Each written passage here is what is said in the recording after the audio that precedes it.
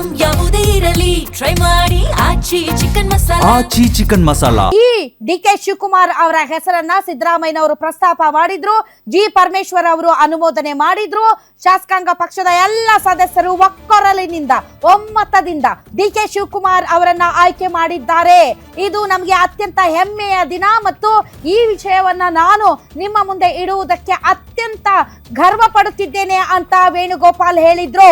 ಡಿ.ಕೆ. ಶಿವಕುಮಾರ್ ಅವರು ಶಾಸಕಾಂಗ ಪಕ್ಷದ ನಾಯಕ ಮತ್ತು ಈ ರಾಜ್ಯದ ಮುಖ್ಯಮಂತ್ರಿ ಆಗ್ತಾರೆ. ಸೊ ಬುಧವಾರ ಸಂಜೆ ಈ ರಾಜ್ಯದ ಮುಖ್ಯಮಂತ್ರಿಯಾಗಿ ಡಿ.ಕೆ. ಶಿವಕುಮಾರ್ ಅವರು ಪ್ರಮಾಣ ವಚನವನ್ನ ಸ್ವೀಕರಿಸ್ತಾರೆ. ಈ ಟ್ರಾನ್ಸಿಷನ್, ಈ ಬದಲಾವಣೆ ತುಂಬಾ ಸ್ಮೂತ್ ಆಗಿ ನಡೆದಿದೆ. ಬಹಳಷ್ಟು ಜನ ಅನ್ಕೊಂಡ್ರು ಇದು ತುಂಬಾ ದೊಡ್ಡ ಟ್ರಬಲ್ ಆಗುತ್ತೆ ಮತ್ತು ಬಹಳಷ್ಟು ಡ್ರಾಮಾಗಳೇ ನಡೆಯುತ್ತೆ ಅಂತ. ಇವನ್ ಮಾಧ್ಯಮಗಳು ಕೂಡ ಆ ರೀತಿ ವರದಿ ಮಾಡಿದ್ವು. ಆದರೆ ಕಾಂಗ್ರೆಸ್ ಒಂದು ಕುಟುಂಬ, ನಮ್ಮದು ಒಂದು ಕುಟುಂಬ. ಸಿದ್ದರಾಮಯ್ಯ, ಡಿ.ಕೆ. ಶಿವಕುಮಾರ್ ನಾವೆಲ್ಲರೂ ಕೂಡ ಒಂದು ಕುಟುಂಬದಂತೆ. ಅಷ್ಟೇ ಅಲ್ಲ, ಸಿದ್ದರಾಮಯ್ಯನವರು ಕೇಳಲಾದ ಒಂದೇ ಒಂದು ಮಾತಿಗೆ ತುಟಿ ಪಿಟಕ್ಕೆನ್ನದೆ ಒಪ್ಪಿಕೊಂಡರು. ಅವರ ಹೃದಯದಲ್ಲಿ ಕಾಂಗ್ರೆಸ್ ಇದೆ. ಹೀಗಾಗಿ ಈ ಒಂದು ವಿಚಾರದಲ್ಲಿ ನಾವು ತುಂಬಾ ದೊಡ್ಡ ಮಟ್ಟದಲ್ಲಿ ನಮ್ಮನ್ನ ಪ್ರೂವ್ ಮಾಡಿಕೊಂಡಿದ್ದೇವೆ. ನಮ್ಮದು ಒಂದು ಕುಟುಂಬ, ನಮ್ಮದು ಒಂದು ಕುಟುಂಬ ಎಂದು ಪ್ರೂವ್ ಮಾಡಿಕೊಂಡಿದ್ದೇವೆ ಅಂತ ಹೇಳಿದ್ರು.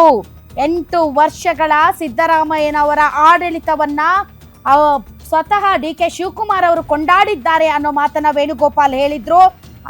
ಅಷ್ಟೇ ಅಲ್ಲ, ಮುಂದಿನ ದಿನಗಳಲ್ಲಿ ಡಿ.ಕೆ. ಶಿವಕುಮಾರ್ ಮತ್ತು ಸಿದ್ದರಾಮಯ್ಯನವರ ನೇತೃತ್ವದಲ್ಲಿ 2028ಕ್ಕೆ ಮತ್ತೊಮ್ಮೆ ಕರ್ನಾಟಕದಲ್ಲಿ ಕಾಂಗ್ರೆಸ್ ಸರ್ಕಾರ ಬರುತ್ತೆ ಅಂತ ಕೆ.ಸಿ. ವೇಣುಗೋಪಾಲ್ ಹೇಳುವುದರ ಮೂಲಕ ಈಗ ಲೋಕಭವನಕ್ಕೆ ತೆರಳ್ತಾ ಇದ್ದಾರೆ ಡಿ.ಕೆ. ಶಿವಕುಮಾರ್. ನಾಡಿದ್ದು ಅಂದರೆ ಬುಧವಾರ ಸಂಜೆ ಈ ರಾಜ್ಯದ ಮುಖ್ಯಮಂತ್ರಿಯಾಗಿ ಡಿ.ಕೆ. ಶಿವಕುಮಾರ್ ಅವರು ಪ್ರಮಾಣ ವಚನ ಸ್ವೀಕರಿಸಲಿದ್ದಾರೆ ಮತ್ತು ಸಿದ್ದರಾಮಯ್ಯನವರು ಈ ವಿಷಯವನ್ನ ಎಷ್ಟು ಸ್ಮೂತ್ ಆಗಿ ಹ್ಯಾಂಡಲ್ ಮಾಡಿರೋದಕ್ಕೆ ನನಗೆ ತುಂಬಾ ಗರ್ವವಿದೆ. ಮತ್ತು ನಮ್ಮದು ಒಂದು ಕುಟುಂಬ ಇದ್ದಂತೆ. ನಮ್ಮ ವಿರೋಧಿಗಳು ಈ ಒಂದು ಬದಲಾವಣೆಯ ಸಮಯದಲ್ಲಿ ಸಿಕ್ಕಾಪಟ್ಟೆ ಗೊಂದಲ ಆಗುತ್ತೆ ಅಂತ ಬಯಸಿದ್ದರು. ಆದರೆ ಗೊಂದಲಗಳಿಲ್ಲದೆ ಒಂದು ಕುಟುಂಬದಂತೆ ನಾವು ಈ ಬದಲಾವಣೆಯನ್ನ ತಂದಿದ್ದೇವೆ. ಇದಕ್ಕೆ ಹೈಕಮಾಂಡ್ ಕೂಡ ಸಖತ್ ಖುಷಿ ಪಟ್ಟಿದೆ ಅಂತ ವೇಣುಗೋಪಾಲ್ ಹೇಳಿದರು. ಈಗ ಲೋಕಭವನಕ್ಕೆ ತೆರಳ್ತಾ ಇದ್ದಾರೆ ಡಿ.ಕೆ. ಶಿವಕುಮಾರ್ ತಮ್ಮ ಹಕ್ಕು ಮಂಡನೆಯನ್ನ ಮಾಡೋದಕ್ಕೆ ಅನ್ನೋ ಮಾತನ್ನ ಕೂಡ ಹೇಳಿದ್ದಾರೆ. ಅಧಿಕೃತವಾಗಿ ಕಾಂಗ್ರೆಸ್ ಹೈಕಮಾಂಡ್ ಮತ್ತು ಶಾಸಕಾಂಗ ಸಭೆಯಲ್ಲಿ ಈ ರಾಜ್ಯದ ಮುಖ್ಯಮಂತ್ರಿಯಾಗಿ ಡಿ.ಕೆ. ಶಿವಕುಮಾರ್ ಸರ್ಕಾರ್, ಡಿ.ಕೆ. ಶಿವಕುಮಾರ್ ಮುಂದಿನ ಮುಖ್ಯಮಂತ್ರಿ ಅಂದುಕೊಂಡಂತೆ ಈ ರಾಜ್ಯದ ಮುಖ್ಯಮಂತ್ರಿ ಆಗೋದಕ್ಕೆ ಹೊರಟಿದ್ದಾರೆ ಡಿ.ಕೆ. ಶಿವಕುಮಾರ್. ಬಂಡೆಯಂತೆ ಅಚಲವಾಗಿ ತಾನು ಆ ಗುರಿಯನ್ನ ತಲುಪುವವರೆಗೂ ಸುಮ್ಮನಿರಲಾರೆ ಎಂದು ಸತತ ಪ್ರಯತ್ನದ ಮೂಲಕ ಅಂತೂ ಇಂತೂ ಕೊನೆಗೆ ಮುಖ್ಯಮಂತ್ರಿ ಆಗುತ್ತಿದ್ದಾರೆ DK. Shivakumar.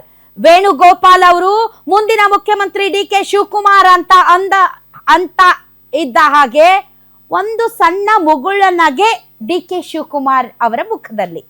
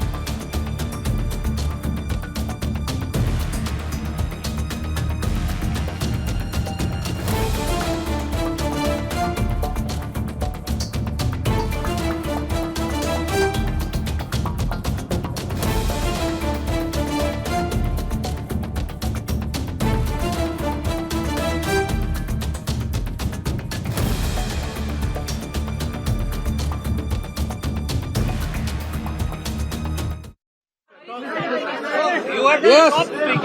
Good evening. Namaskara. As you are aware that Siddaramaiah ji had resigned the Chief Ministership of Karnataka and the Governor of Karnataka accepted his resignation.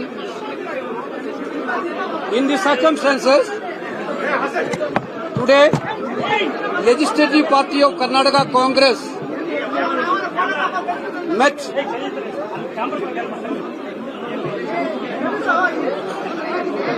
The meeting initially unanimously authorized Congress High Command